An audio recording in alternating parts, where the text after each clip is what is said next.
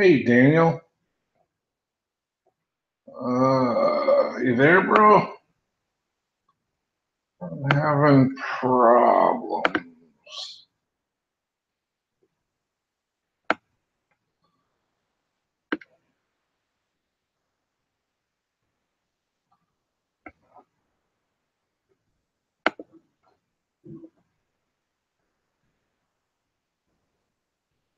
Hmm.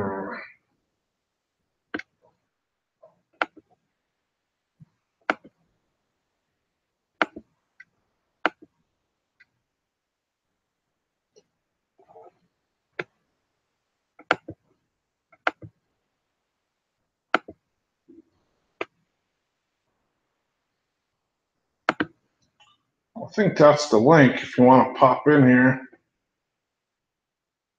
Not sure if it shows 2 viewers. I don't know.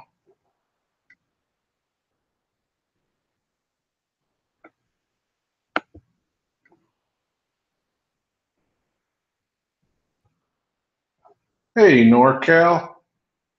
How's it going, brother? Oh, I'm going to have to go outside for this. Daniel.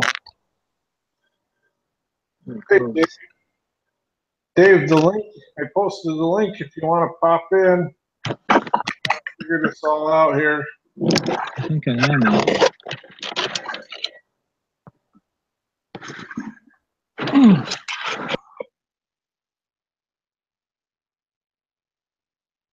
can't see you on here, Daniel. Last time I think we did this week, I was able to see you, right? Oh, did I lose you, Daniel?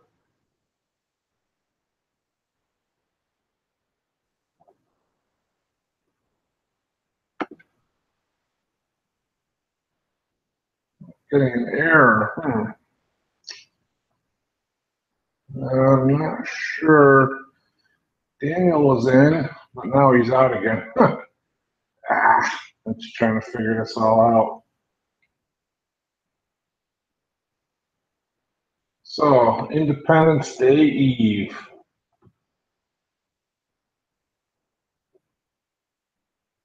Hear the fireworks going off in the background. Wonder what it is we're celebrating if this country is really free anymore. I think we're losing a lot of our freedoms.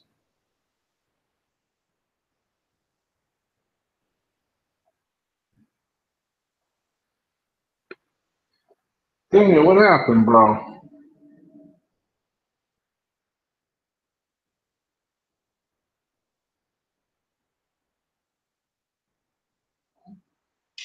Dave said he got an error when he tried to put the link, I think you were in for a minute there, weren't you, Daniel? I don't know what happened. I'm gonna try to put it in again. Well, maybe I'm in now. You're in. Okay, I got to try to turn something off here so it doesn't get the echo.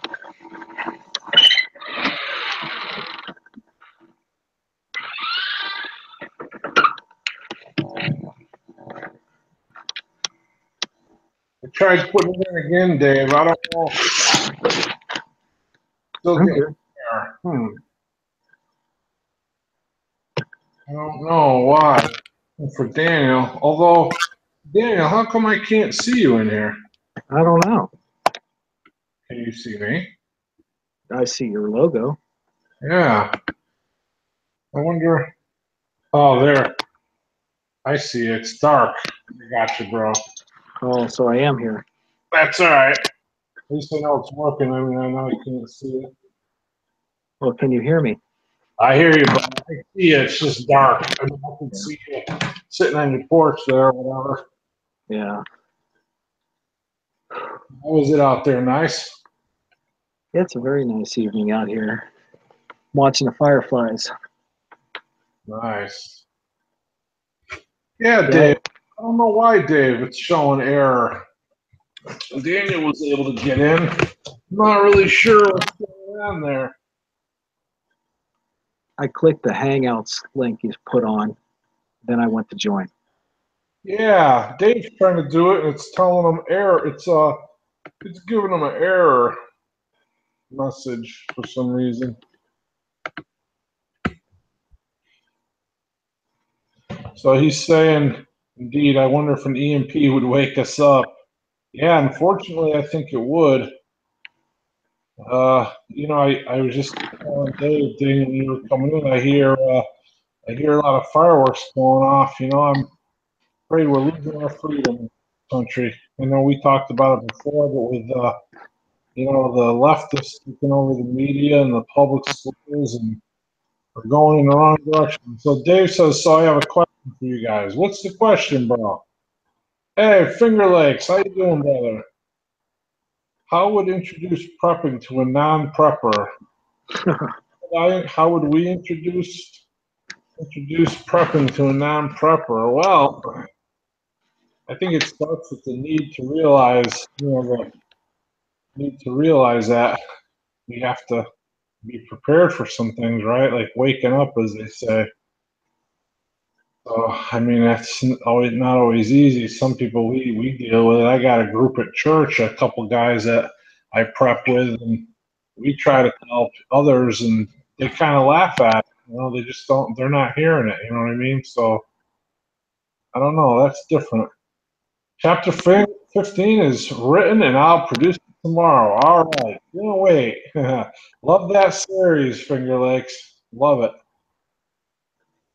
I just think I need to read all the stuff that I have and then just send it to you guys to produce. Yeah, so I don't know how Finger Lakes Prepper does it, but what I do is I use Movie Maker for the video, and I use Audacity for the audio. And they're both free programs, right? So um, Movie Maker, you just put the pictures in, and you can. I think each time you put one in, it's 7 seconds. So what I do is been doing lately, just to make it easy, is I just keep copying and pasting the same picture over and over, and I figure out how long it needs to cover the audio, because the audio will only go over the picture. So if you try to put like 10-minute audio on 8 minutes of picture, you're only going to get 8 minutes of the audio. So I kind of tailor make the picture slideshow to go along with the audio length, if that makes any sense. Have you even tried to do it on the YouTube? No. I like Audacity because I can, if I stumble or make a mistake, I can cut it out. I can dissect out little pieces, little segments, and run them together. I kind of like that. Yeah. And if I pause, like if I make a mistake, I'll just start over again, like with that section. Then I just go back later and listen to it and pull it out, and then you export the file into like a music folder. It shows as music. Then in Movie Maker, there's a thing for add music, and so then you put the file over. Yeah, I'm using my phone to trim and then just coming up with sections and then shooting them all into YouTube. And then I put them all together with the YouTube thing. That was brutal. Yeah, I never tried to do that. I can't do anything with my phone. I mean, that would just drive me nuts. I suggest checking out those things, Daniel. Movie Maker and Audacity. They're both free. And I mean, I'm a rubber nose like movie kind of. It's pretty easy for me to figure it out and use it. So if I could do it, I'm sure you can. Yeah. So Well, Dave I'll plug along. is kind of asking.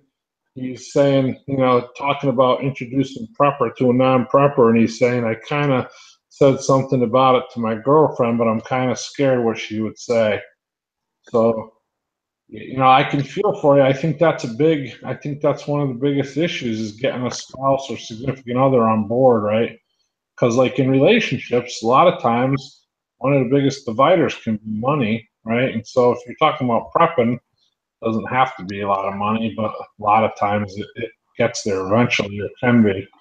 I was kind of blessed because my wife is the Proverbs 31 woman, so I talked to her about it, and I don't know if she agreed really right off the bat, but she kind of went along with me anyway, and um, it's been working out pretty good. But I can feel for you if that's tough. I think that could be tough. Well, the one main thing, you don't want to alienate her. You Right. want to, I mean, keep, I mean, keep her on the top. What you're doing in prepping is do it when you're not having time with her, and she will start seeing things you're doing.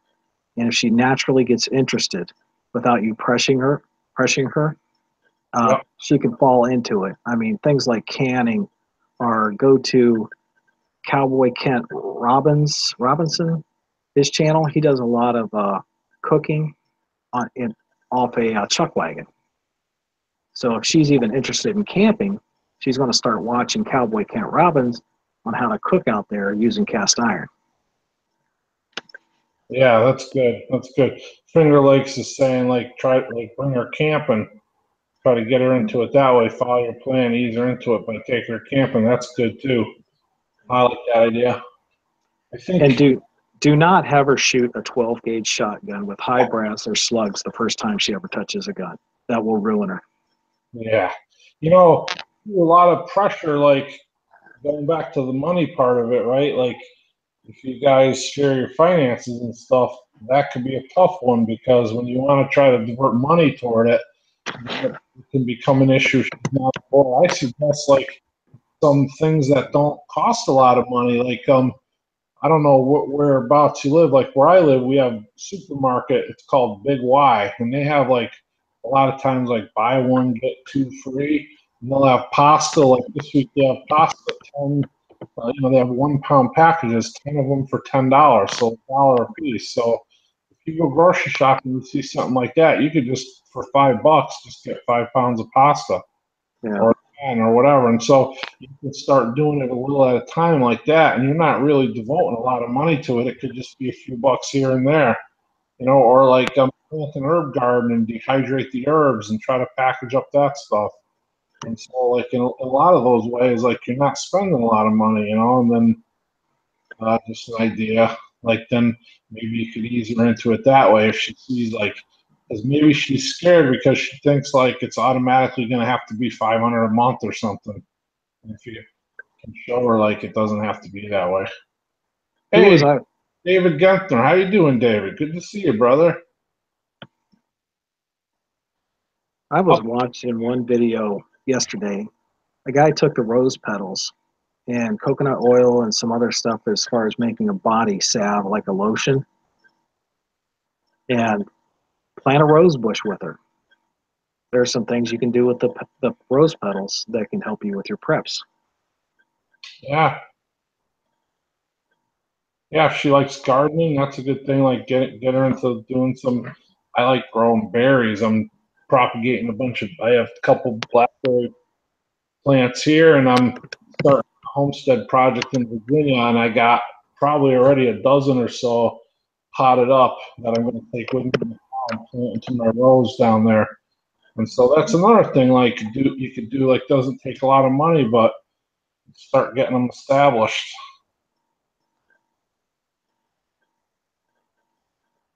Yeah, it's just little things and things you see or just naturally come interested in. Really, pay attention with that when she starts seeing, when she finds an interest in some of the things that you're doing, concentrate on those things with her, and then the other things will naturally follow. Yep, absolutely. Huppel, I don't know. I'm sorry, I don't know if it's Huppel's cat or Hoople's cat. But he's asking who's speaking on the feed. So it's me, Timo from War Without Rule of Law, and the other speaker is Daniel from Daniel God is My Judge. And if you guys go back in the chat, I put the link in. So if anybody wants to jump in here, feel free. I can try to put it in again actually, so you don't have to go back and search for it. Let's see here. Tim, have you talked with old Texas there about you guys getting together? No, I keep missing him. I commented on a few of his videos, but I miss him when he's doing the feeds.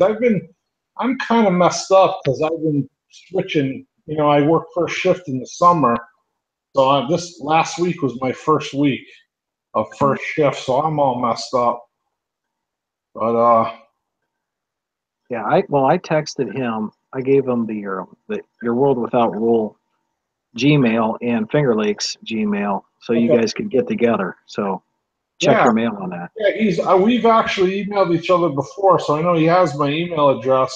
I haven't heard anything from him yet, but I know you were saying he wants to do a Friday. That should work for me. Yeah, he's got that 7 o'clock time frame.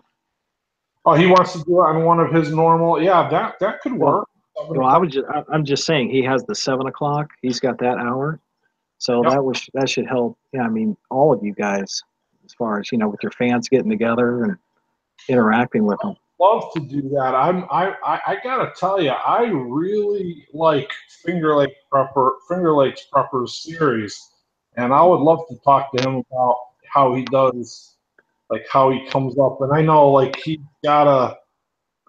touched a little bit on like what he does for a living and stuff. So I'm sure that a lot of what he does or his processes are probably not going to be available for discussion, and I understand that completely.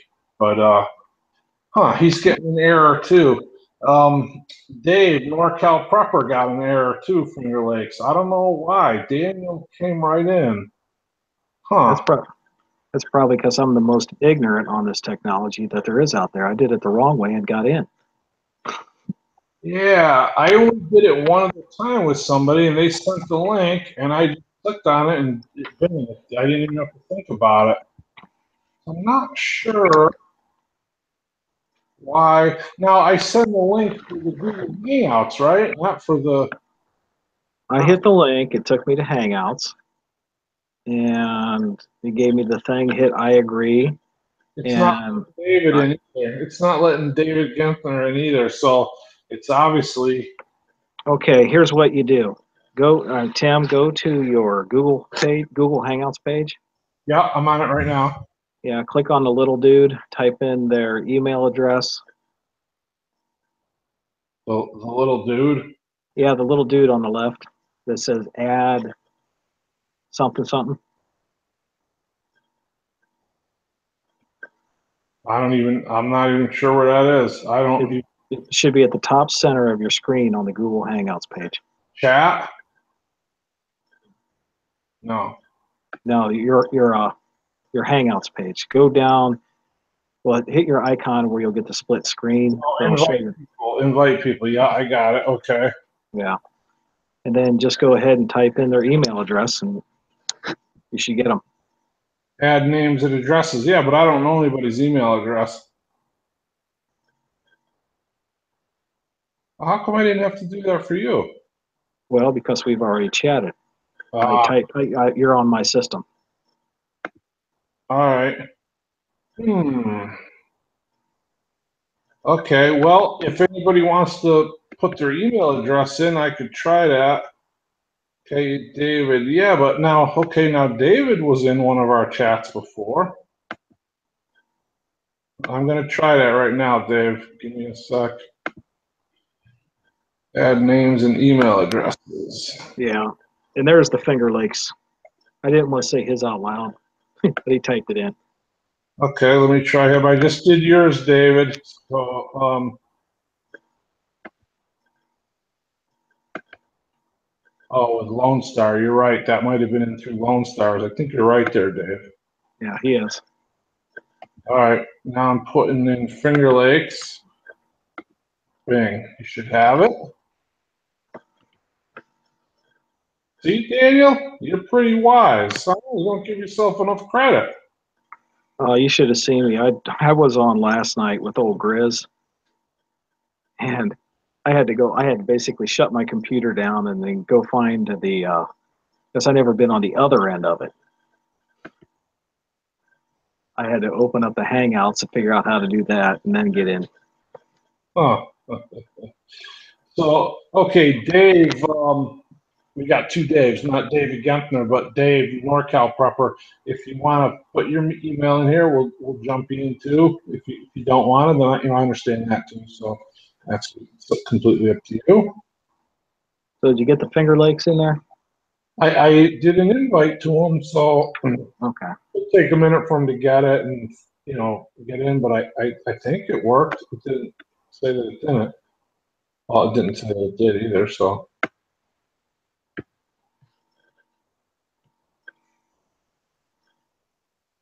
All right. Well, there's three. No, is that 2 or 3 blocks? Yeah, 2 blocks.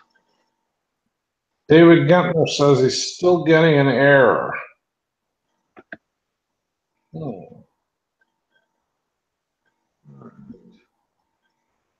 F250 man 11 at yahoo.com. Let me see. Let me try it again.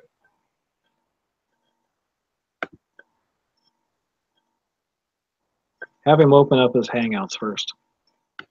Yeah. I just went to the Hangouts and got in. Yeah, it's saying invitation posted, so. Yeah, he's going to have to go to the Google Hangouts and Finger Lake, because that's how I went out. I just went to the Hangouts page, and it was up there. My email is worldwithoutrulelaw@gmail.com. I'll type it in, it's all one word.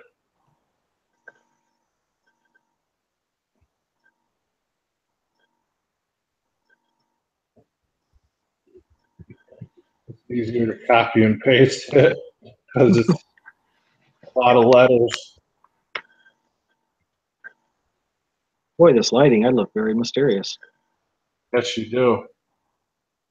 I don't have a hat on. You can't see my bald head. Very mysterious individual, Daniel.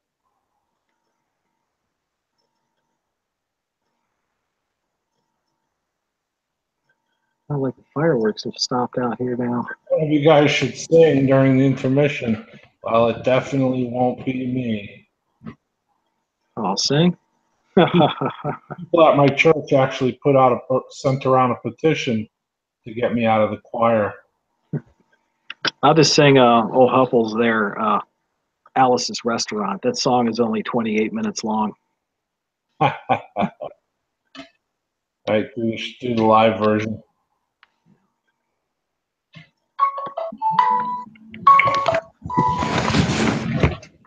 Whoa, avalanche. I'm getting a video call from David Gentner. Let's see if I can answer it. It's on my phone. Yeah. I'm going to try to. Dave, you there? It says connecting. Let's see. Allow. Oh, hang on. Let's record audio. So Huffles. I mean, we used to troll each other here, so I think I can expect some good honesty from you. Did you watch what I posted today? Oh, shoot. Happy 4th. How do you pronounce? Is that Shashka Healy? Aquila? I think it's Shashakila. Shashakila. All right. Sasha Keela, right? Pretty sure. Happy 4th, friends. I sure hope you all have AC. Yes, we do.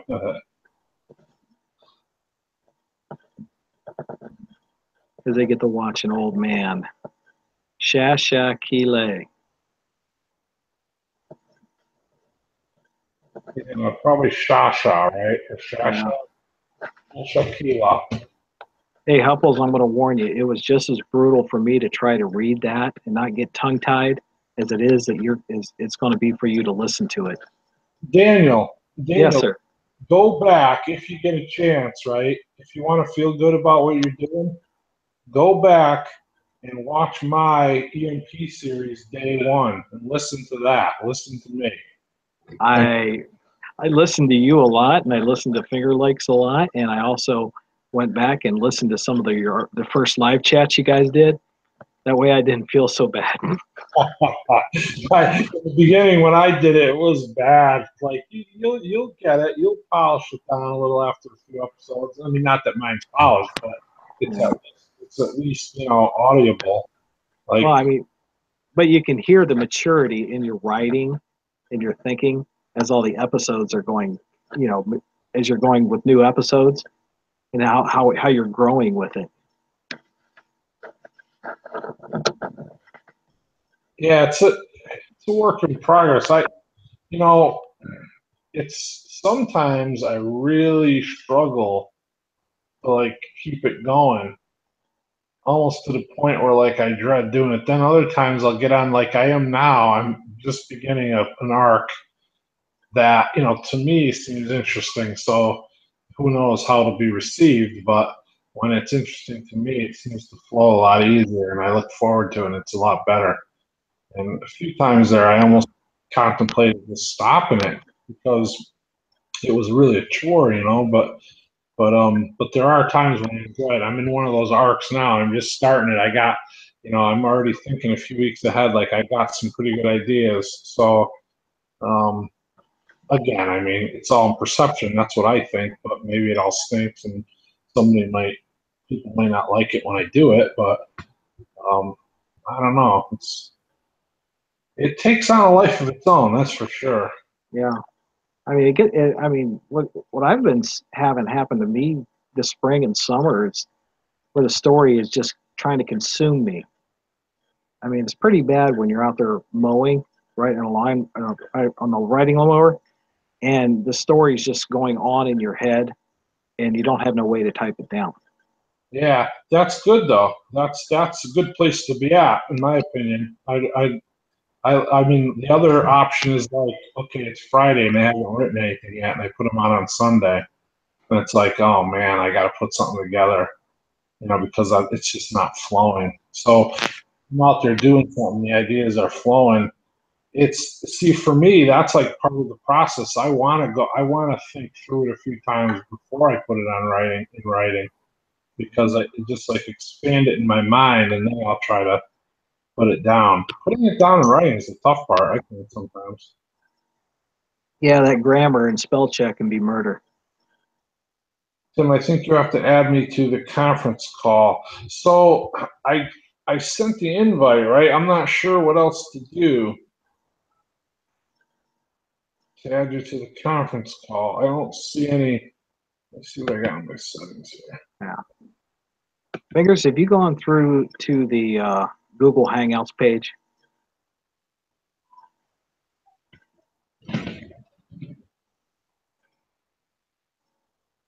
Container Garden. Yeah. No. Okay. That Container Garden, that was at Tim's current residence.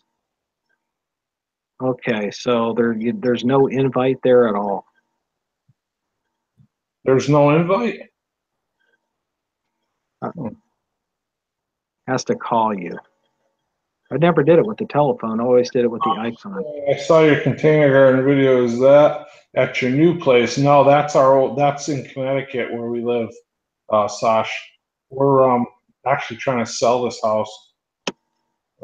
That's why I got everything in containers this year. I love the stories. Thank you.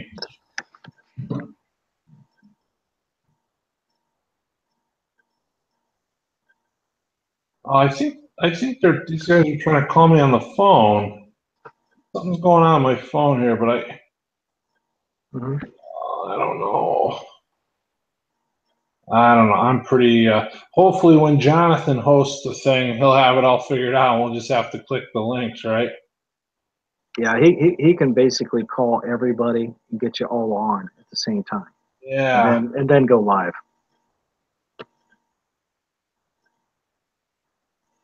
Can you see me call? Oh, Fairbanks is asking, can you see me calling? No. 8 minutes ago, missed call from Fairbanks Prepper. Can you see me calling? I see the message now, but I didn't see it when it came in.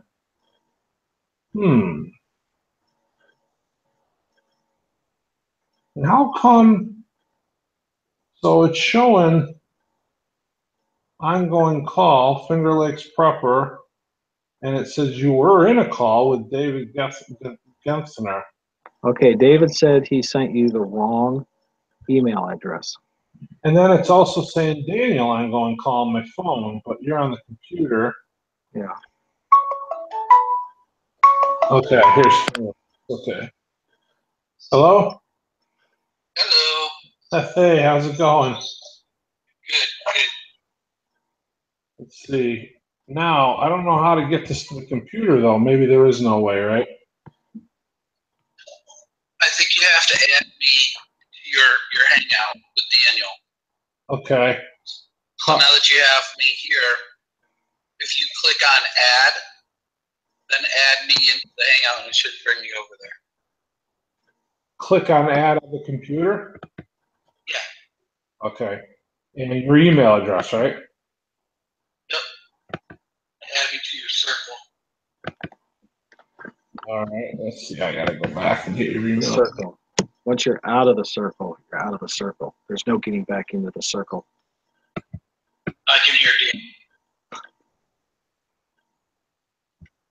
All right. Here we go. Finger legs proper. Let me see. Bear with me for a minute here.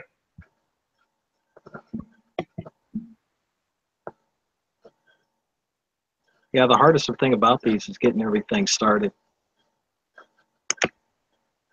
You know, I'm a total noob when it comes to this stuff. Like, when I was a kid, Batman was the only one that had a computer.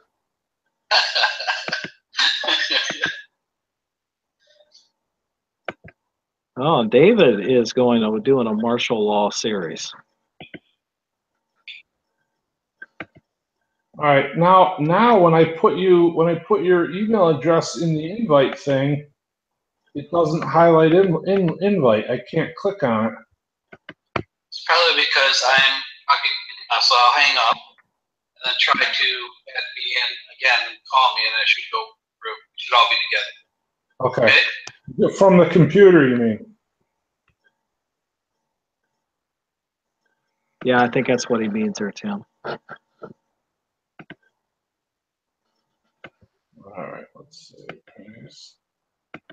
Oh, I still can't add them. Isn't that odd? I just did it 10 minutes ago. If I copied it wrong, let me go back. Nothing's easy. No, it's not. Okay, let's see if I can think of some jokes here. Tell while you're clicking away. No, I can't tell that one.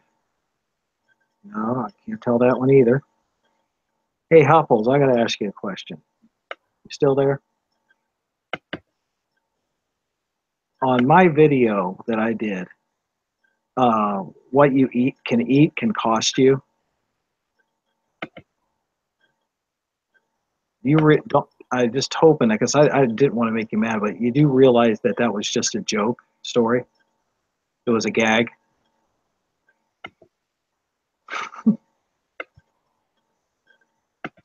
I don't know. I can't. I'm trying to add Finger Lakes Prepper. For some reason now I can't invite him. I did it before. When I put his email address in now, it doesn't allow me to. Let's see here. Okay. Well, it doesn't show me that little icon thing.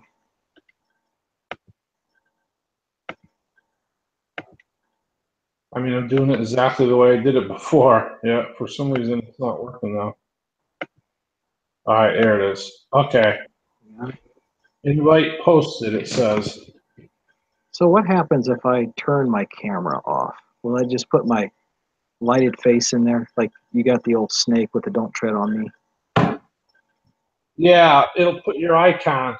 It'll put yep, there you go. Oh, there, that's better light.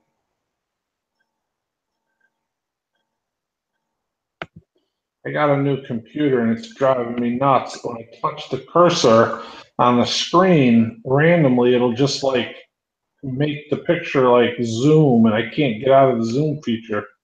Oh. It's driving me absolutely crazy. Sometimes when I wave my hand above mine, all kinds of weird stuff happens to it.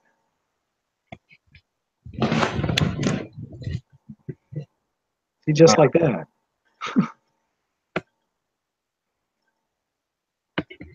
Well, I got to get over here and I might as well see what's going on in the chat. Yeah, I don't know again why.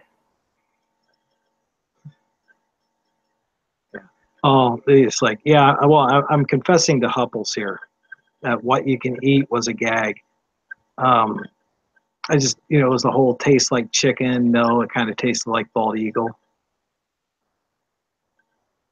That's a joke that they're going around the loggers out there on the West Coast in the Washington State, Oregon area because of those spotted owls. That was costing a lot of jobs.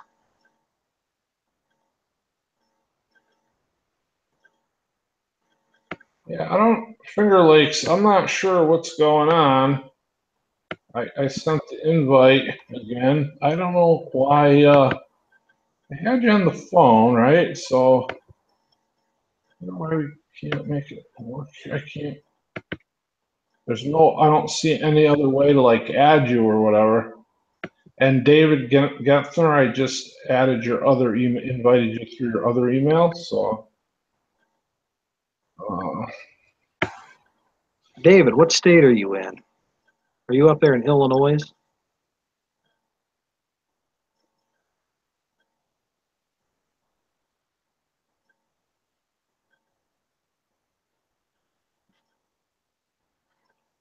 Uh-oh, everyone went silent. I'm reading the chats. Okay. I got worried. Oh, Maine? Maine shut down? Yep, David Gethner, I sent an invite at the other second email you sent me. And not sure what's going on with Finger Lakes.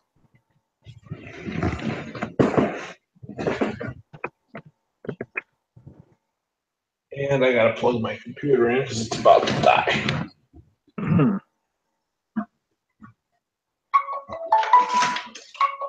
Why are you getting called again? Yep, that's David. Let me see. Hang on a sec, Dave. But that's on the phone though, so like I still can't figure out why it doesn't work on the computer. My chat's not working. David? Hey, I got you, Dave. And so, okay, so I got David on the phone, and I've had Finger Lakes on the phone. So I don't have any idea. Yeah, for some reason it's not letting me. Okay. Not sure why it's not working on the computer. Yeah. Oh. Well, at least you don't have to see me gipping. I'm just sitting here looking at this here moon that's shining. Got little wispy clouds up there from it.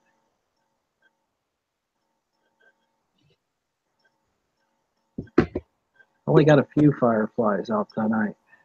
And the coyotes are being quiet. Huh. I was watching a doe. She had a set of twins. They were out there in my backyard this morning. Really? No shooting today down there, huh? No fireworks or shooting?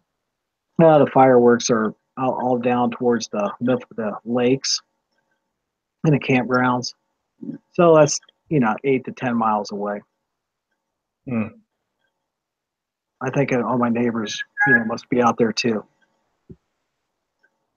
Yeah, Daniel, to answer your question, yeah, right now the state of Maine, everything, if you're not an essential state worker, you're right now not working. In fact, they didn't approve a budget for this year. Oh. So who's in charge of the state?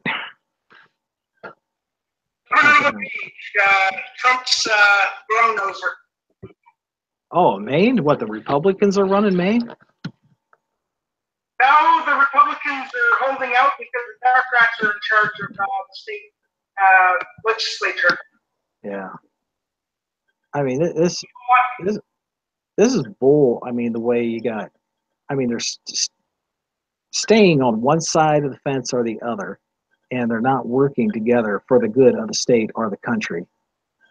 I mean, it's ridiculous.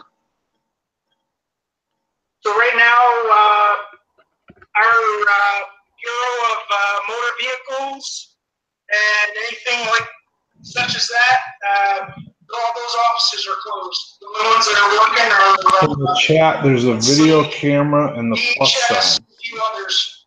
Like a person with a. Ow. All right, let's see. I'm in the chat. A camera and a plus sign.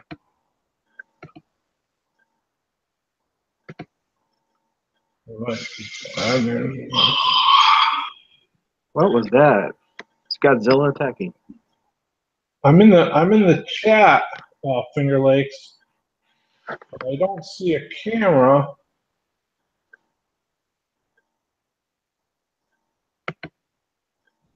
Let's see. This page is accessing your camera and microphone. No, that's not it.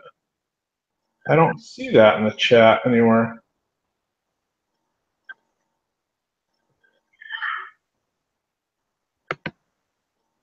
I think he's talking about Hangouts. Yeah, I'm in the Hangouts chat. The other thing that's funny is no sooner than they revealed that Chris Christie went on vacation while his state shut down, our governor decided he was going to go on vacation.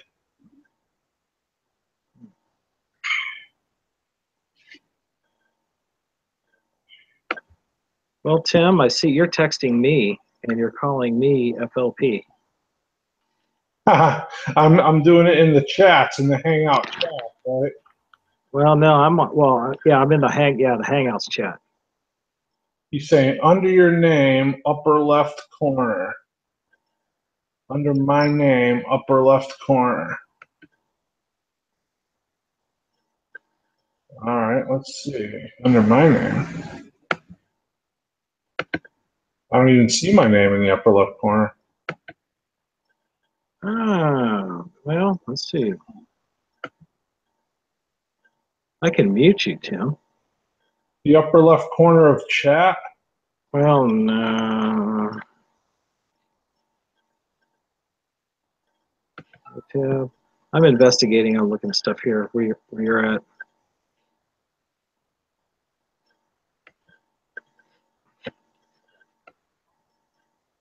I just know how to do it when I went live. I was able to hit the invites. Because it should be right here. And he's giving me the directions, but I can't find it. Upper left corner, see your conversation. The only person I have in my chat is Daniel. When I open the chat on the Hangouts, it's in the right-hand side. But then when I type something in, Daniel's the only one that sees it, so he must be the only one in there, right? I don't think I can add it there. It says group chat. Yeah. This technology thing is just wonderful. Yeah, but it's like so close. It's got to be right here. It's driving me crazy.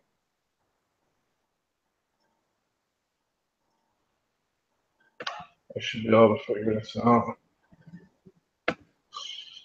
Might be different. Let's see. Senior conversation should be able to add person to that. Might be different.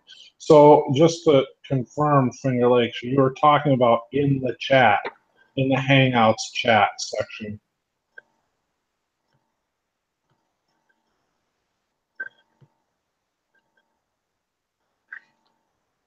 So, J-Top, who's giving you the feedback? Who's talking? I wonder if it's because I got David on the phone here. Yeah. Yeah, that phone, it was giving me a lot of reverb when he was talking.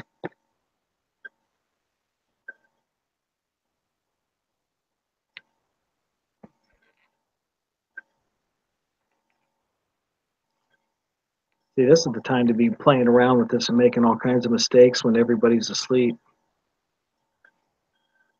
Yeah, this is going to drive me nuts, though.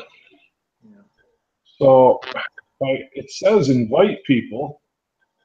Hangouts, google.com. right? But yeah, that's where I invited him from there. That's the only place I can find an invite. Share via email, share via Google Plus.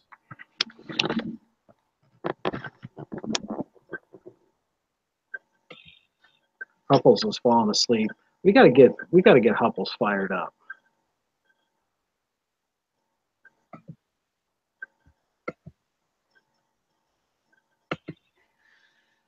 Hey J Top, how many screens do you have open?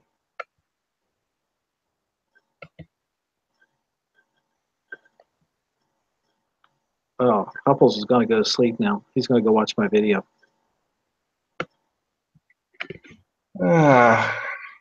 I'm sorry, Finger Lakes.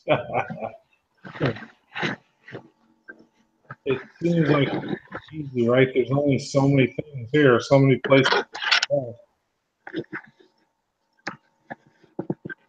Yeah, it's 14 minutes. I bet you never got to sleep that fast, Hupples.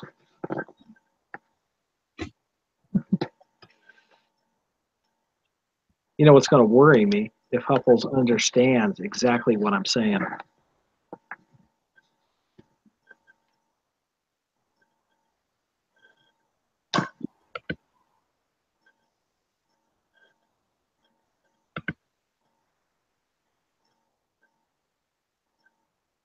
But I promise you, the next, as the episodes go on, it's going to be definitely more reader friendly and viewer friendly. Only one way to go is up.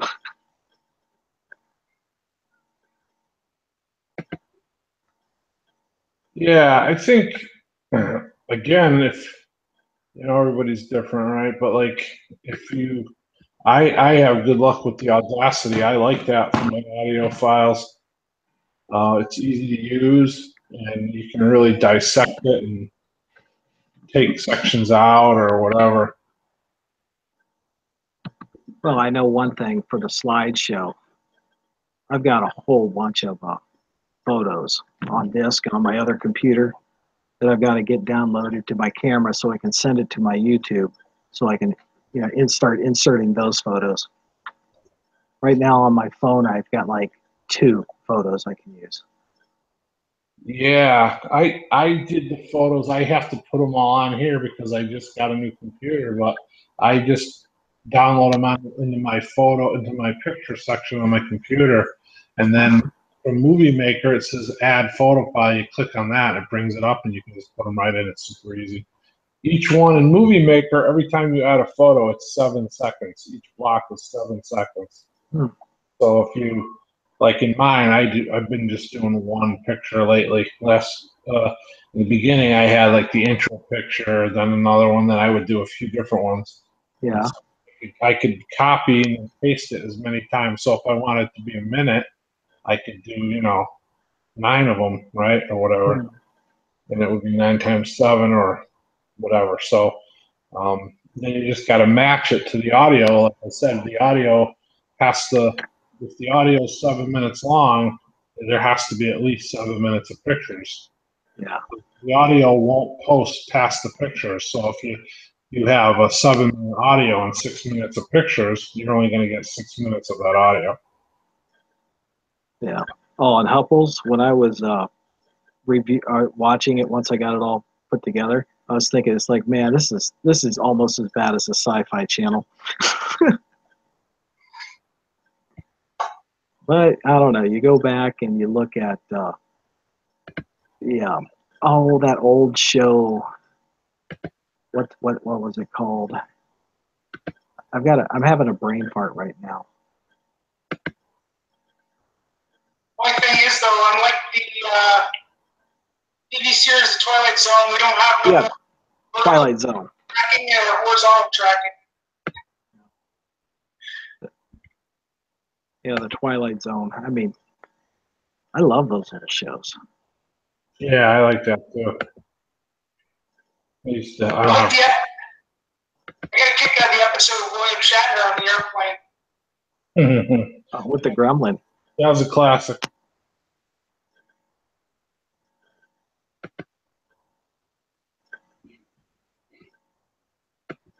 J-Top's getting a lot of, is it echoes you're getting?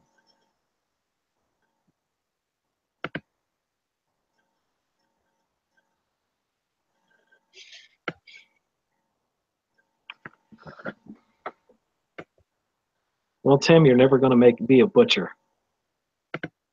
Why? Nobody likes your links.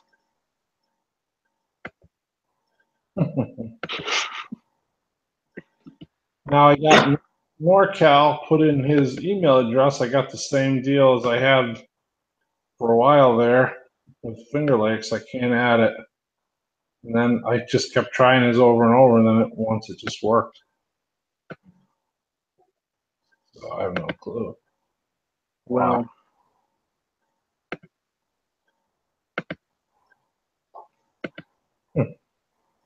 where's Lone Star when you need him? Yeah, when he hosts it, he'll figure it all out. We'll just have to click on the link. It'll be idiot proof. Yeah, it's going to have to be. I'm not, no, not you an idiot. I'm just like, I feel like an idiot with this computer. Yeah. Well, I think the younger you are, the easier it is. Yeah. Although that's not true for everybody, I guess, but generally. The computer technology has changed so much. I mean, what I knew 15 years ago is like completely gone now. And it's so much more advanced.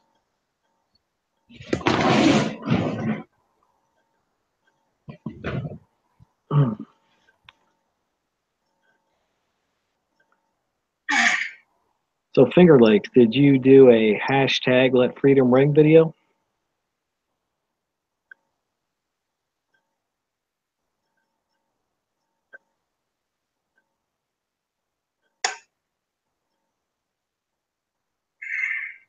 Well, we got 10 people watching.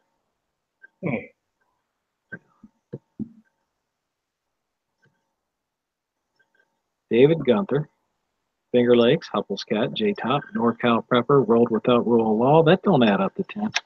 The other ones are hiding. I got Ken at Teddy's Gun Shop. Try to send me a video call too. Maybe he's one of the watchers. Ah.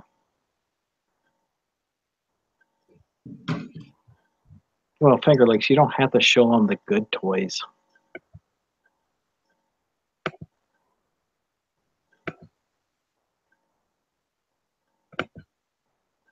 So Teddy, if you're out there, I'm putting the link in again for the Google Hangouts.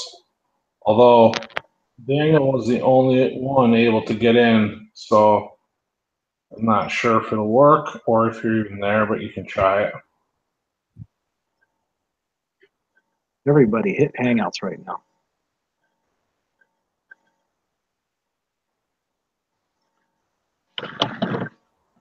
Okay, Hupple's just using $20 words on me here. Dystopian. Dystopian. Okay, I'm in. That one worked. All right. So who's in? FLP's in. All right, FLP. Hey, what's dystopian? What's what? Dystopian. It's like it's not apocalyptic, it's futuristic. So like the Hunger Games, Blade Runner, those types. It's a dystopian future. I think your story qualifies for that, Daniel. Yeah, okay. Yeah, definitely it is. Definitely dystopian, for sure. I thought Hupples was cussing at me. No, it's not. I'm being facetious. He's an English lit guy. He can help you with all the big words. Trust me, I used to have to keep the dictionary, a thesaurus, and everything right beside my computer when people would have to file reports that had to go on up the chain. Hupples is good people, man. Did you see that cottage that he's trying to sell? It's gorgeous. I want to go back. I'll go back and look. I seen one. There was an older vid with a cottage. Did Hupples? Did you post a new vid up with a cottage? Well, what's that? His YouTube page? Does he have a Yeah. YouTube page? I'll have to check him out and subscribe to him. I haven't. Yeah, the cottage that he has is absolutely gorgeous. What state is it in? Oh, look at that. Sold in 5 days. Yeah, I don't doubt that for a second. It's in the Great White North there, Tim. Okay. Yeah, that's awesome if you could sell it that quick. In Connecticut, property is not moving very quickly. It's actually terrible.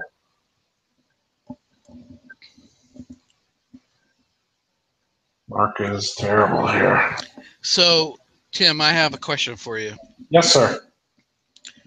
So there's been a lot of comments on my channel about not ending the story, and yours seems to have spanned for quite some time. Have you ever considered breaking it apart into a different book?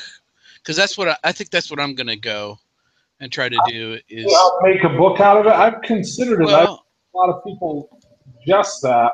I just really don't know how, like the market. well, I mean, I call these audiobooks, so that's why I refer to it as a book. But what I'm saying is, like, I think I'm going to do 30 chapters and then take a couple of weeks, maybe a month, kind of decompress a little bit and then come out with like a second book. Because I'm afraid that I'm going to start circling back onto content. And I was wondering if you had that problem with yours. Yours is long running, so yeah. I was wondering if you. Mine isn't really probably as long running as it seems because like it's day 171, but I went from day 1 to 14, and then I jumped ahead to day 144, I believe it was. So that's 14 30, so it's like 40 something episodes. But yeah, I guess I have had that.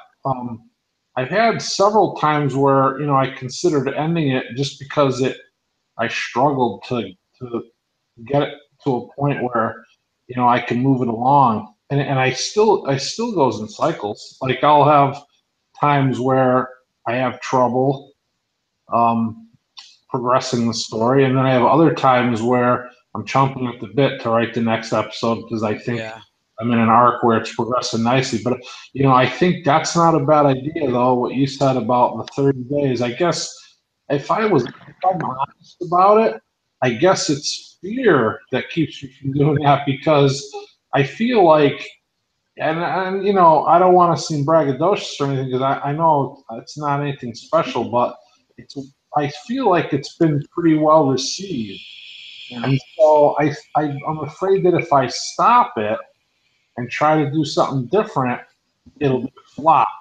Well, not so much that. That's not what I'm suggesting at all. My plan is to kind of. Have you ever followed any of Chris or Angry Americans books? No. The Going Home series. No. Yeah, so he's got these paperback books and Audible books, and what he's done is they're very similar to like our stories. Okay. And not to interrupt you, but is it on YouTube? No. These are published paperback books. Okay, all right. And he's got them on Audible. So it like the first one, it tells about a guy who is out remote working and an EMP type thing happened. He had to walk 200 miles home, and then he ends the book when he finally gets the guy back to the community where the guy's from. Then the second book, it's about him and the community and that sort of thing. And that's kind of how I'm going to structure mine. So it gives me the ability to take a break. And it's not so much 30 days, it's just 30 chapters. So that's 30 weeks of content. Yeah. But that I was just curious because. Can you write his name in the comments so that I can try to look for him? Yeah. That's not a bad idea. I actually I like that. Well, I was just curious if you got burned out or if you run into writer's block or any of the things that can pitfall you. Yeah, I all that. I've gotten burnt out and I've run into writer's block, and then recovered from it. But sometimes here's what I'm afraid of when that happens. And if my story just continues and continues, I'm afraid it'll take on like a soap opera type thing. Whereas like it becomes unrealistic and kind of like over the top, like um, like unbelievable. Like you watch a soap opera that's been going on for 30 years, and there's been 50 murders and like all this Right. happening in this little town of 2,000 people or whatever. It And just everybody's been killed and came back to life 3 yeah, times. yeah, exactly. Yeah, with different names. Yeah. Yeah, so I want to try to avoid that, but then on the other hand, the idea of just keeping it going indefinitely sounds good. But I guess it's going to come to a point probably someday where I'm gonna have to make that decision, because if I feel it getting like that, then I will end it. Um, so far, I've been able to recover the couple or few times that I've been blocked or got kind of burnt out on it. And so, as long as I can get to a point again where I think it's interesting, I guess at least where it's interesting to me, then I'll try to keep it going. I Nice. just want to know when you're going to start killing people. Well, I think, and so, to get back to your point there for a second, though, Finger Lakes, the thing that intrigues me about what you're suggesting is a change of, um, I don't want to say venue, but like, okay, like for instance, mine is an EMP, so there was an EMP attack, so now there's no modern technology. And when I listen to your story, there's a lot of material there that I can't access in my story because I can't use like the modern comms or all the vehicles and the quads and all that. When I think like there's a whole world of material there that I can't access because I'm in a world that had an EMP, so there's no technology, there's no modern conveniences. And Right. that would free me up to change gears in that respect. Like if I stopped and took a break and my next series was on a financial collapse, let's just say, then I could have some of that stuff that this series was lacking. So it would open up a whole new world kind of for me. So Yeah. in that respect, I like that idea. Yeah, I was just curious because, well, it's even like Biz's story. His went on for a long time, and he had talked about. And I saw in a comment or two, I think on his page, he mentioned that he was possibly working on another story. So I don't know if he is or not. He's kind of keeping that close to the vest. So. Yep. Yep. But he said that he wants to give his EMP story a proper ending, which Yeah, I caught that. I heard when he said that, and then that was a while back, and then there wasn't anything since then. So he may still be working on that. I know he's going through issues with having his kids and stuff like that. So yeah, and I get that. The story can't be his top priority right now, and so I look forward to it when he does that ending. I enjoy yeah, it. definitely. Daniel, as far as you're saying, when we're going to start killing people, well, someone was killed last week, right? Not And the right ones. well, yeah. So okay, so I have just to touch base. This isn't a plug at all for this, but on my Patreon page, right? I have different levels, and there's a $3 level where it's called critic level, and people are allowed to like give input. And I got this one guy that's been pretty engaging, and we've been going back and forth, and I'm actually going to utilize one of his ideas, and I'm still developing it, but yeah, I hear what you're saying, like not the right ones. I'm afraid that might continue and that's a bold move when you kill off a character that's popular, and we've I think we've talked about that before. I have a couple characters that, I don't know, I don't want this to be a spoiler, but I have a couple characters that I absolutely will not kill off because I love them. You know what I mean? Like, so, then there's others that I really like and I wouldn't want to kill off, but yet maybe I will, you know?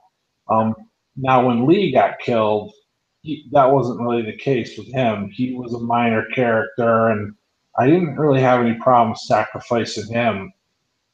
But the next one that I have in mind is going to be a little bit different, maybe.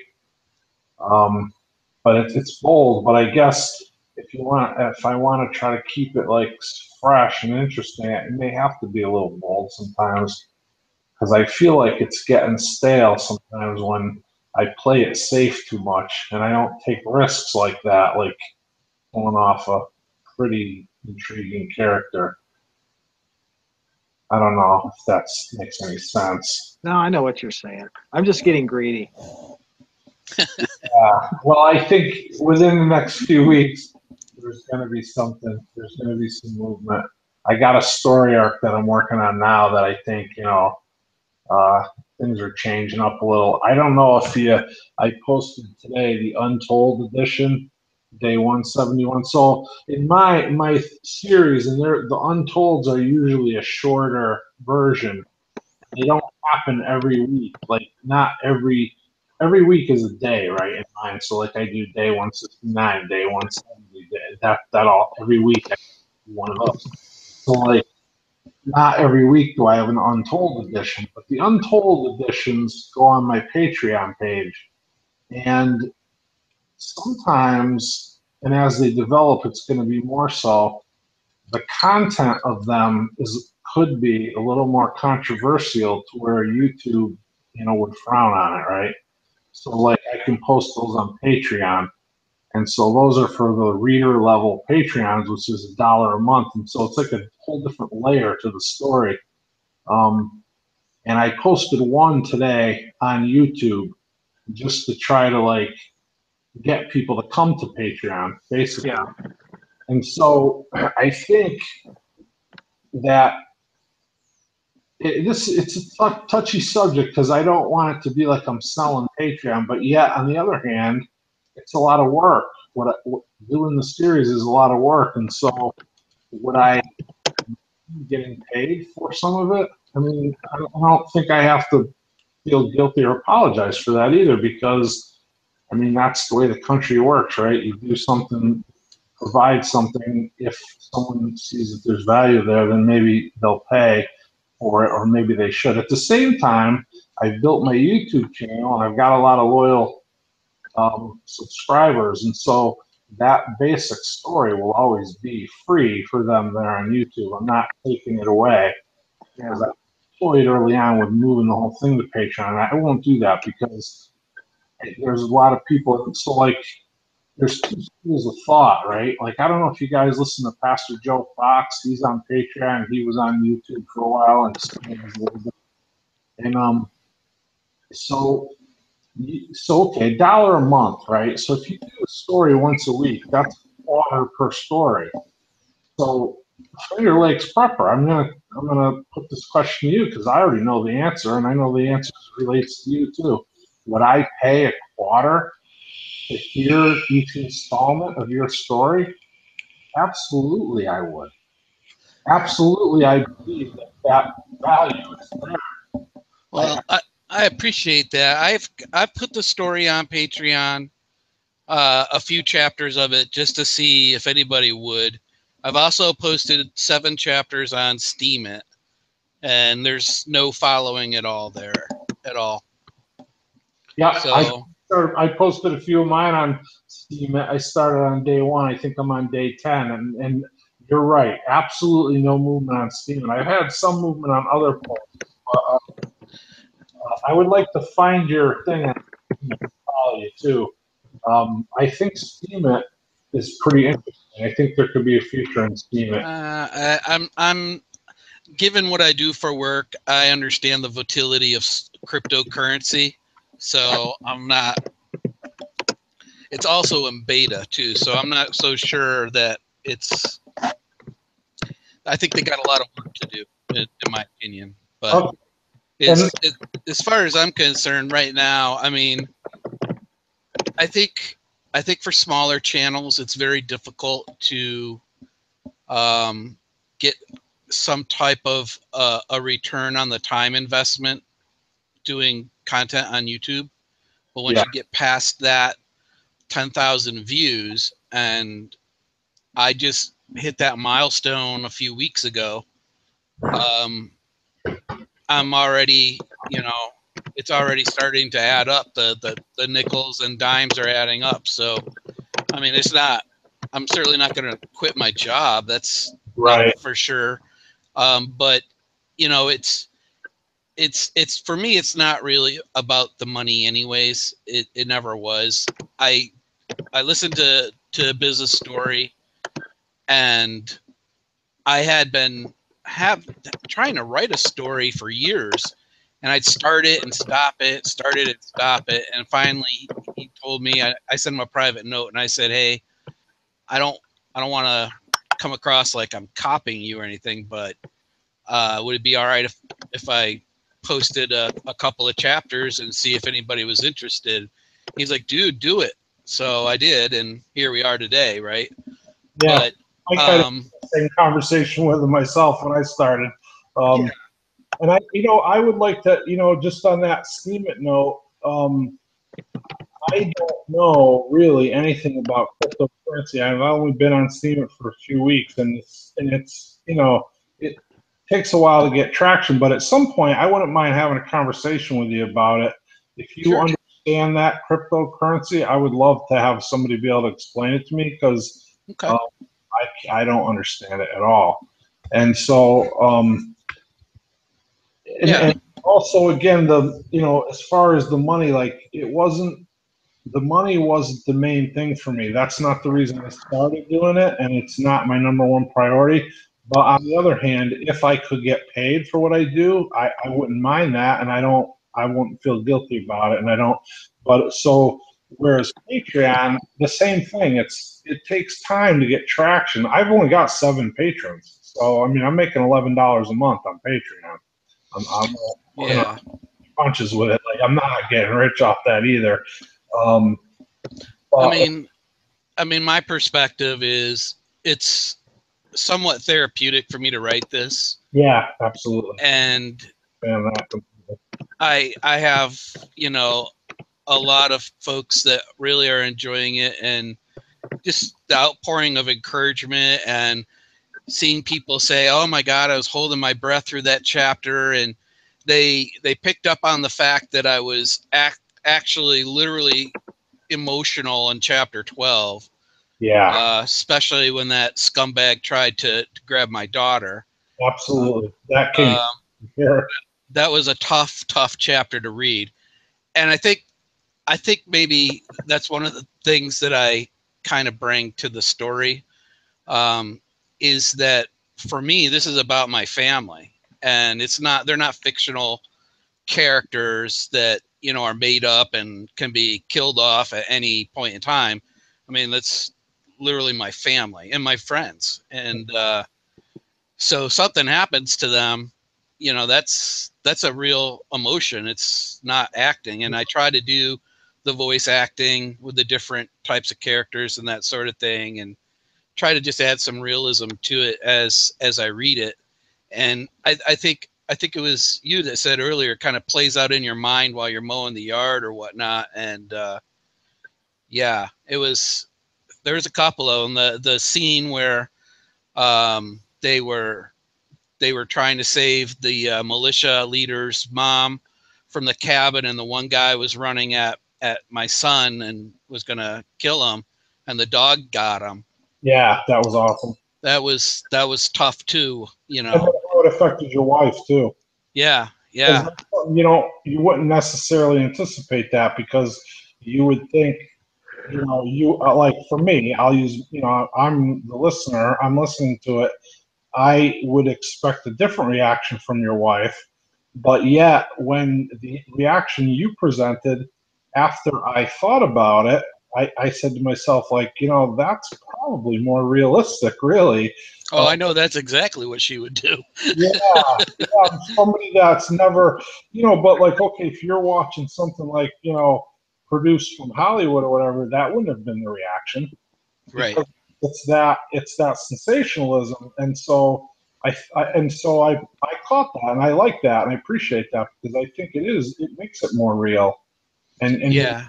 consider that because I wasn't anticipating that reaction, but then when it happened, I started thinking about it. I was like, well, really, that's probably how somebody would react if they've never actually killed somebody before. Who knows? Right. Right. I don't, so yeah, that was good. That was good. Yeah. The Patreon. So just to touch base, I want to just finish the one thought point I was trying to make with Patreon is like, I believe the value is there. I believe in your story and my story and business story.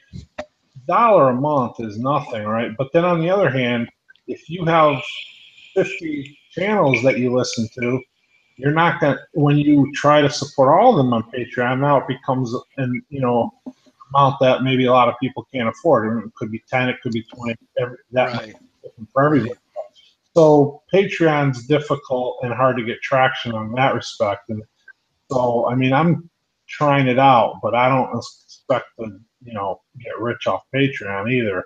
I do also like I say, there's added value there because I do stuff that goes beyond like a different layer than in the YouTube story, Yeah. and because you have more leeway of what you can get away with on Patreon, and so that could make the story more intriguing.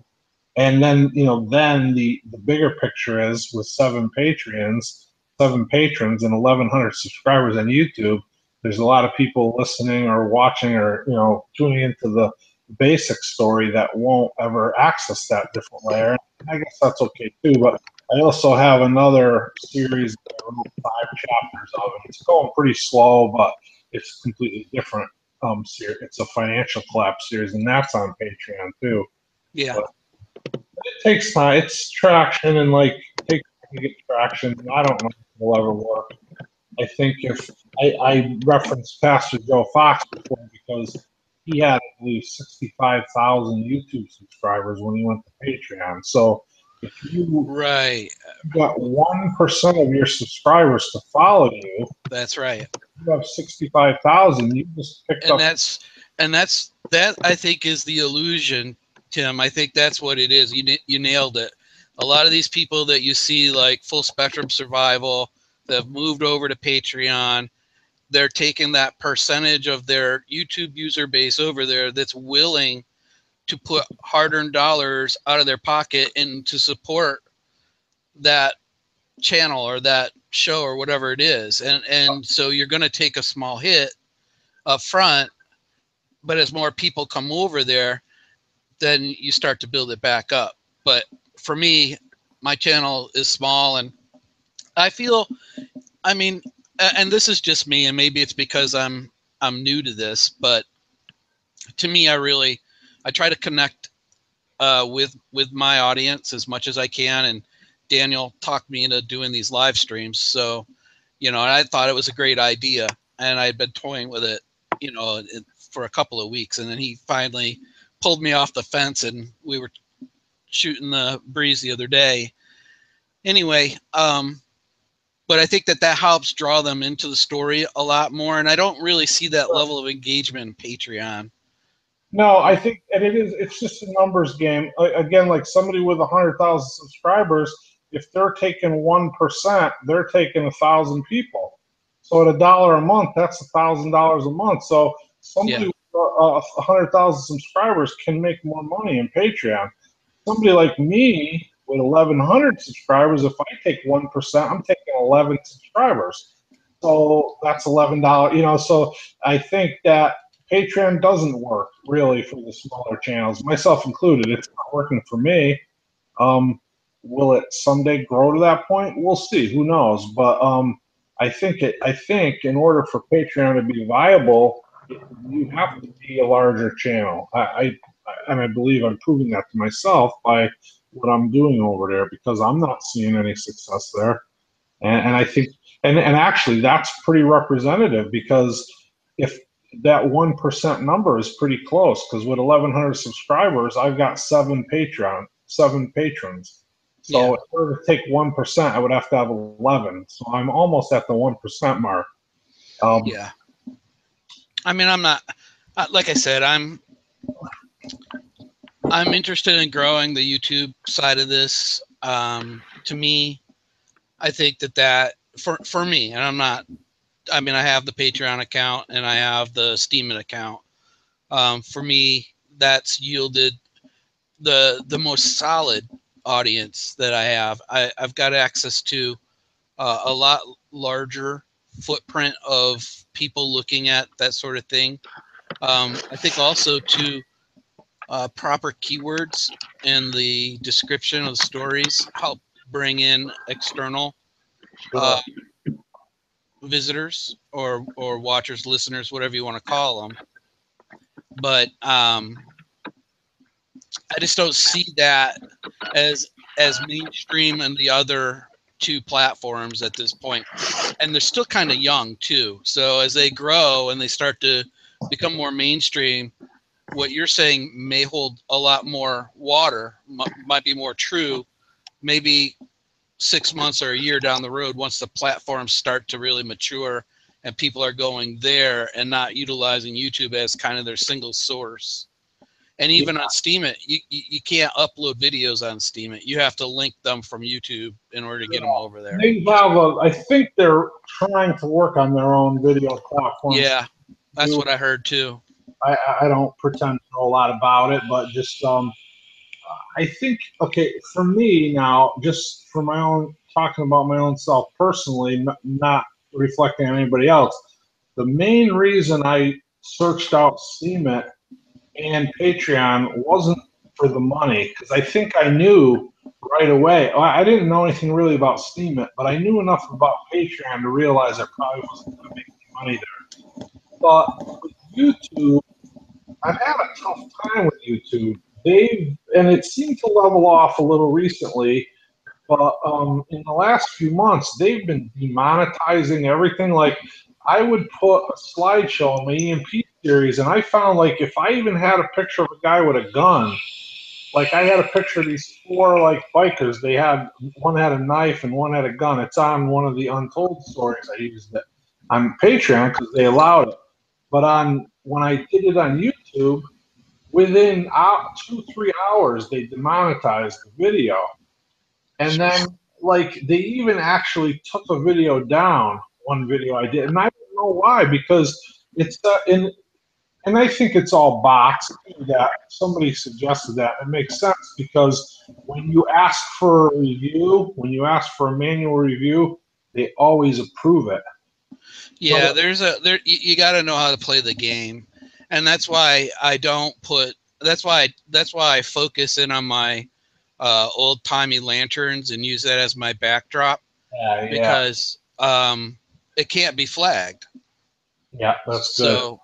So that's why I keep it a single image, and that's kind of why I do that. I don't show guns. I try not to show guns on my channel at all because of the snowflakes that are out there. And I also have found too that if you provide a public audience with ammunition to, I guess, troll or be rotten to you, they'll take every opportunity you provide them. Sure. So I just, I get a little, I mean, I don't mind it when I get tagged into things or do certain things, but I try, and I almost screwed up operational security wise the other day when I did that inch bag review. I had forgotten that I was wearing a work shirt that had logo and the name of the company that I work for on it. So I had to edit that all out, and it was a really daunting task to do all that. But with what I do and who I'm affiliated with, I can't That's why I can't show my face. It's not for any other reason. It's not because I can't, and I'm not trying to be the secret squirrel. It's just that I can't give the public audience the opportunity to impact my real life because they don't like a video or whatever. So I understand that, and like you say, because of what you do, everybody's situation is different, and so yeah, I think most people will respect that, and you know, it's a good point. But like when you go back to like the, not posting the gun. Okay, so like the pictures of the guns and all that, that probably doesn't mean a lot, but from a creative point of view, and I could live without that, the pictures of the guns and that stuff. But the content, the writing, sometimes I have ideas that go down a road that I know I can't do because I know that they'll be deemed YouTube unfriendly. And well, try this, and you're not going to lose anything by doing this. Pilot it, and then you'll see. There's some. Well, you could pilot these videos, right, and just kind of do like teasers or whatnot, put them up and see if they'll take them down using some of the content that you want to put into your storyline. Okay. For me, because then if they are using AI to, and you got to remember, YouTube is a video. It's a video platform. So they're looking for something, not so much listening to something. Okay, that makes sense. So if they're seeing, disgusting images or guns or how to make bombs or any of the other stuff that you can find sometimes on YouTube, they're going to flag it and potentially harmful to viewers or that sort of thing. With what we're doing, we're kind of taking a step back. We're utilizing a technology platform and taking that step back into like the 30s and 40s when they were doing the radio stories, and I used to love listening to those. My grandmother would tell me all about them, and you could find them on YouTube. Some people have reproduced those, and they sucked you right in. War of the Worlds, some of those other ones, Green Lantern, all those, and that's kind of what I was trying to recreate with this story. And that's what Bizza did so well with his. It was like he sucked you into that story. Absolutely. And you were there with him, and you were feeling the anxiety, and you were like 3 doors down from him, and you were like rooting for the good guys, Oh yeah. So that's what I try, that's what I try to recreate. And I think you're successful. Your story has the same, for me anyway. I mean, it sucks you in. I was sucked in right from the first episode. I mean, it definitely has that element. I just, YouTube, I mean, Google, and it's just all leftist, liberal organization. Like, and they don't want to allow you those freedoms. Here we are, right? It's Independence Day. Like, why can't you put a picture of a gun? Listen, like, it's not illegal. Like, so I understand if you want to put pornography or something sexually explicit, they might have the right to ban it. But if you put a picture of a soldier, holding an AR-15 or an M60 or whatever, like, what's wrong with that? There's nothing wrong with that. So, yeah, I could live without it. I could produce it without that. But why should I have to? I don't want. Here's the thing, right? So, in a normal situation, you're absolutely correct. But this is the problem with a lot of what Antifa's been doing and some of the other groups that are on the left. They're leveraging the technology platforms to drive that away. So it's the squeaky wheel. A great example is when they demonetized everybody's channel because somebody was saying that they didn't want their ads showing up on potential terrorist videos and that sort of thing. And it's like, okay, who made that complaint? Well, the people getting the ad revenue aren't complaining about that. But you have, what you find is you find these folks that'll organize and they'll go after a company.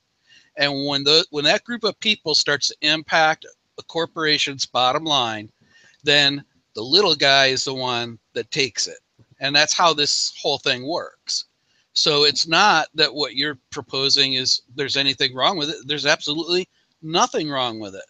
But if it impacts somebody's bottom line and they're going to lose money as a result of what you're producing, they're going to take it down or demonetize it or do whatever. And that's kind of the unfair punch in the gut that you get when you're dealing with a big conglomerate like Google. Yeah, and I get that. I mean, I get that from their point of view, but then again, as a creator, I want that freedom to create that content the way that I see fit.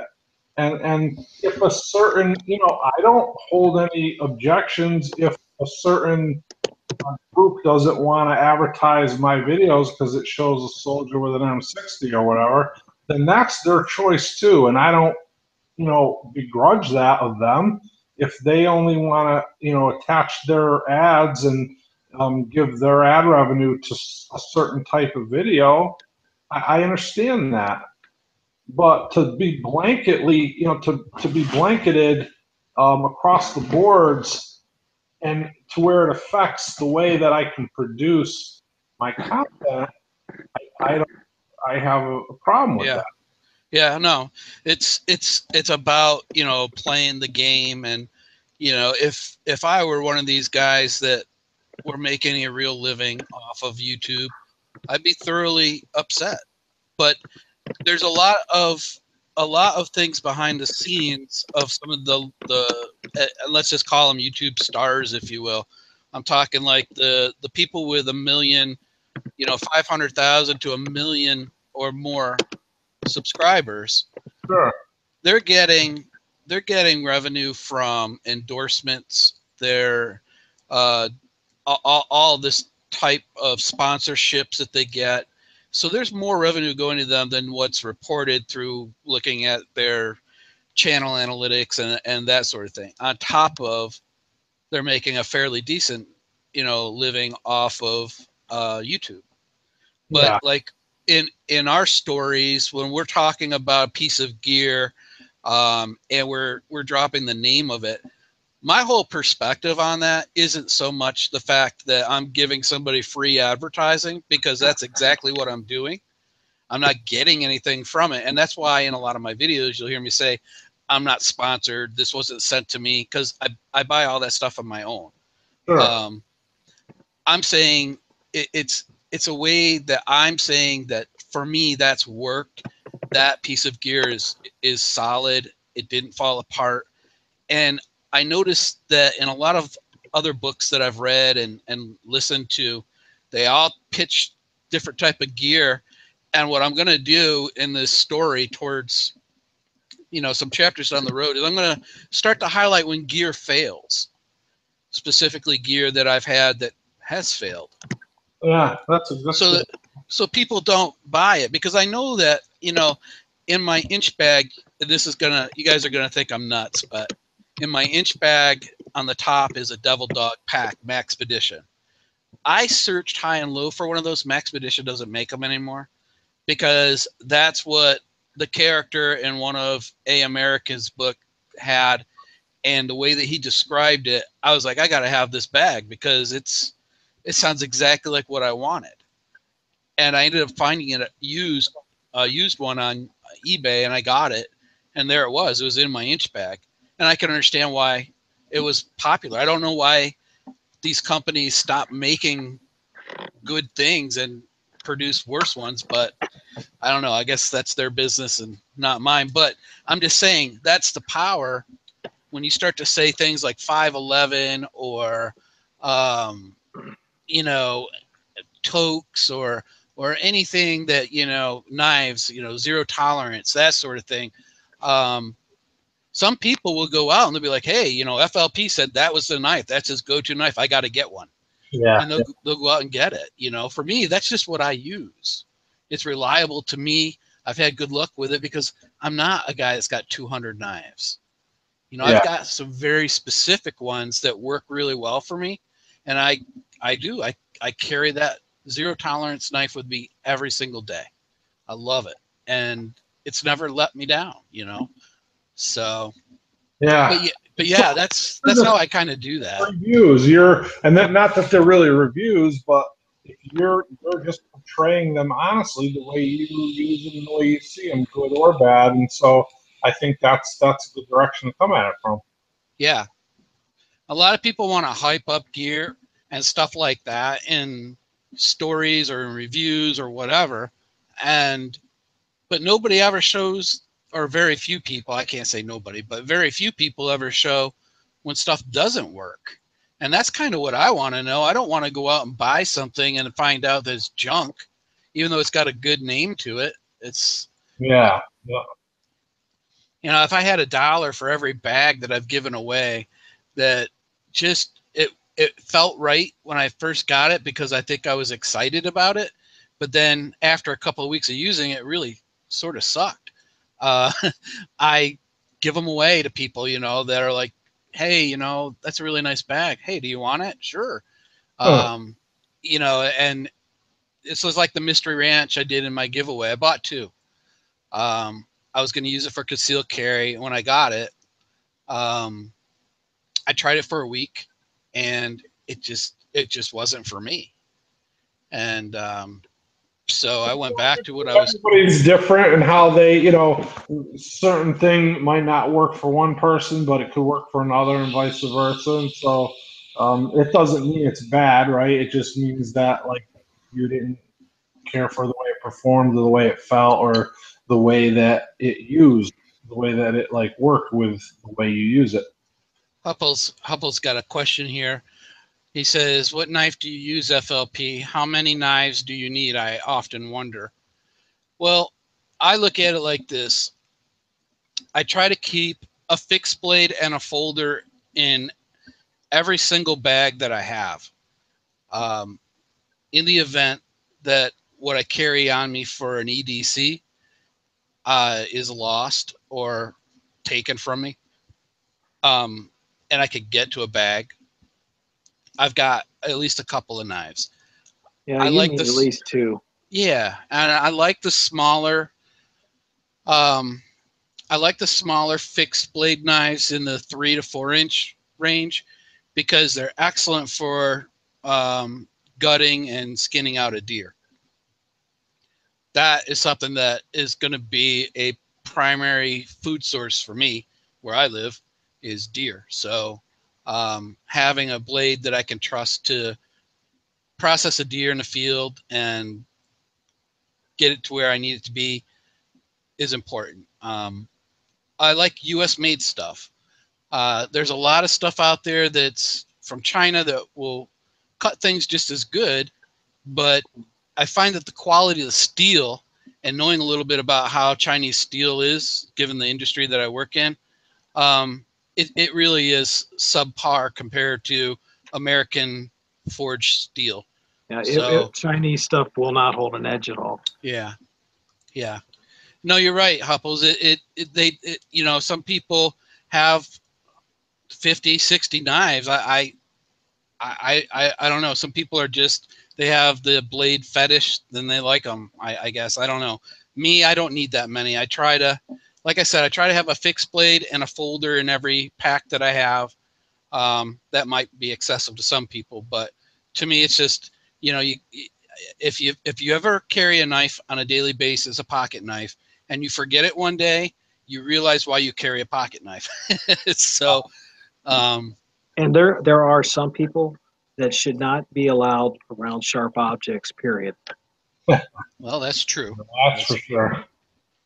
When I was in the Navy, I took care of the flight gear and stuff when I was in the squadron level. We had one officer, just in his flight gear, he carried 7 knives. Wow. And if that doesn't give you a hint of what kind of person this was, well, when we were over there in the sandbox, and they carried their 9 mils, he was muzzle sweeping the whole shop. Yikes. Yeah. And Yeah. I'm a gun guy, and I went to maintenance, and I said, no more guns in my shop. Yeah. Yeah, there's some folks that shouldn't have sharp objects. You're right. Yep. Listen, fellas, it's way past my bedtime, so I'm going to have to say goodnight. But I appreciate you letting me in on your chat tonight. Thank you. Yeah, thanks for coming in. I appreciate it. I look forward to doing that one with Lone Star too. We can Yeah, maybe absolutely. more of this stuff and get our thoughts together a little more. And I appreciate you coming Okay. in. I enjoyed talking to you, Finger No, Lakes. absolutely. It was a pleasure, Tim. Thanks for having me. Thanks everybody in the external chat. Chapter 15 tomorrow. All right, can't wait, brother. Can't wait. All right. Have a good night, everyone. Bye bye. Good night. Good night. Yeah, I think I'm gonna probably be heading out pretty quick myself. A few minutes here. You know, this is my reverting back now because now I'm on my second shift hours again, and it messed me up. I was to the point where I was going to bed at 10 o'clock and waking up at 6. Now, obviously, I don't have to get up tomorrow, but I'm back to staying up late.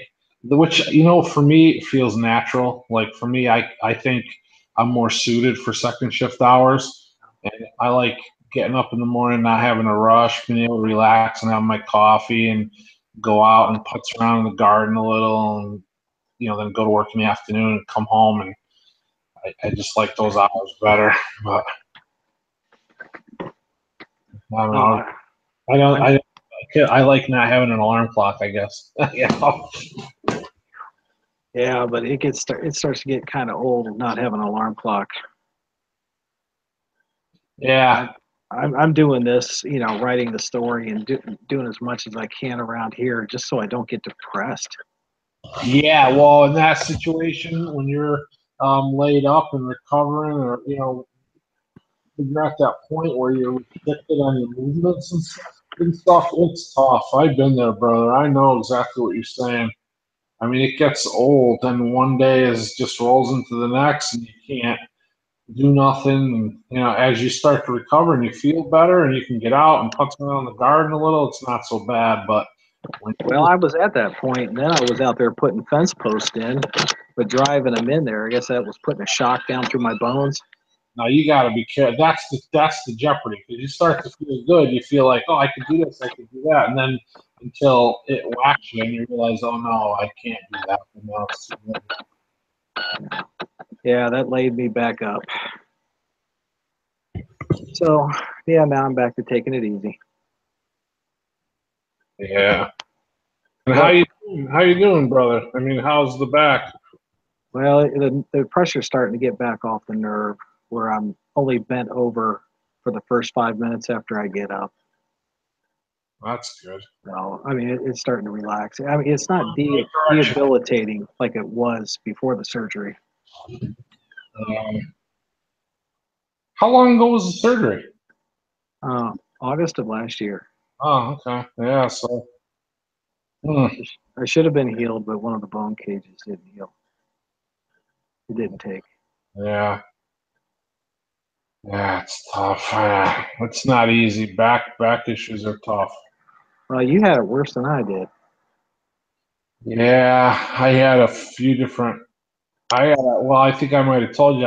When I worked construction, I was on a high lift. The thing tipped over. It was 27 feet in the air, and I fell flat on my back, and I compression fractured every vertebrae in my back. That was the beginning for me of the problems. And then, what happens is the spaces, the discs dry out because they leak the fluid because they're shattered, and then the spaces collapse, and then the nerve gets pinched in several places. And yeah, I mean, when I had, was it 07, 08, I guess, I had my 3-level fusion. They put rods and screws. It's been pretty decent. I have other issues now because of that, but that was one day. Before that, I was in brutal pain all the time, and that helped out quite a bit. Key too is you got to get the right surgeon, right? It's like you get the wrong one, oof, it could be a nightmare. Oh yeah. like Dave here. He says he's been how long? He's currently in physical therapy. Dave, I was in physical therapy on and off while I was on active duty for 18 years. And I've been out of the Navy almost approaching 15 years now. And they had me, through that 10-year period, I was in physical therapy probably 4 times. And then trying to get the VA to send me to a back specialist. It just never happened. The farthest I ever got with them was a psychologist. Yeah. But I lucked out, though. God took care of me on that. He got me hooked up with the top back specialists here on this side of the Mississippi. That's good. Well, he always will. He'll always take care of us. May not always give us what we want, but he'll give us what we need. You know, my last tour for the last year I was in physical therapy 5 days a week. Wow. Yeah, they told me I'd end up having to get surgery. Yeah. Well, hopefully you're going in the right direction now. You just gotta take it easy, you know. You gotta realize, like, you're not 30 anymore, and you got limitations. Even when you feel good, that's when it gets you. Exactly. You don't, you forget. Like, it's easy to do because, of course, you want to get out there. You want to pound those fence posts in. You want to do that stuff. And so when one day you feel like you can, you kind of forget until you make that mistake, and then it's too late, and it sets you back, what, a month, 2 months, whatever. Yeah, see, right now I can't wait till this fall because there's some things I want to do for videos that I've got to wait for the hunting seasons to come in. Oh, yeah. You know, a lot of these folks always insist the 22 rifle is the best thing for small game because they say it's quiet. No, you can hear that shot for a mile. There's something nobody has even put in any of their bags yet that I used to run around with when I was a kid. We used to get frogs and rabbits and squirrels with. Pellet gun. Nope. Slingshot. Okay, yeah. It's just all instinctive. You should go out and shoot one for an afternoon. You'll be knocking pop cans off the fence. And you'll be able to get rabbits, frogs, squirrels, whatever. And it don't make any noise. You don't have to buy ammo. Nope, you just pick up rocks. Yeah, that makes a good video. Yep. And no one's even thought of it. I mean, heck, it was a toy when I was a kid, and then they came up with wrist rockets, and we ended up going out hunting with them. Oh, yeah, those things will kill you. You can kill some one of them things. Yeah. But I got to wait for hunting season to come on because I don't want to be out here getting game illegally. Yeah, no. You get pinched doing that, you have a whole problem. Yeah. But you don't have to worry about, shortages of ammo in the store. That's for sure. Okay, so you heading to bed? Yeah, I think so. I think we're back. I could leave the computer on if you guys want to stay in here and chat and stuff. But I don't know if I think it'll run out by itself eventually, or I think it'll go 8 hours, or unless you guys are just ready to get off. I don't want to cut it short since I'm hosting, but yeah. Oh, I think we've been on here since 11:30, so haven't we? Yeah, almost 2 hours. Yeah, all right, we'll just shut it down. Okay. Brother. Well, Tim, you have a good 4th tomorrow. You too. Enjoy. David, you take it easy. Let's see. See, Hupples, David, everybody that's in there still, have a good night. Have a good holiday. Thank you all for coming in, and we'll catch you next time. Good night, all. Good night, everybody.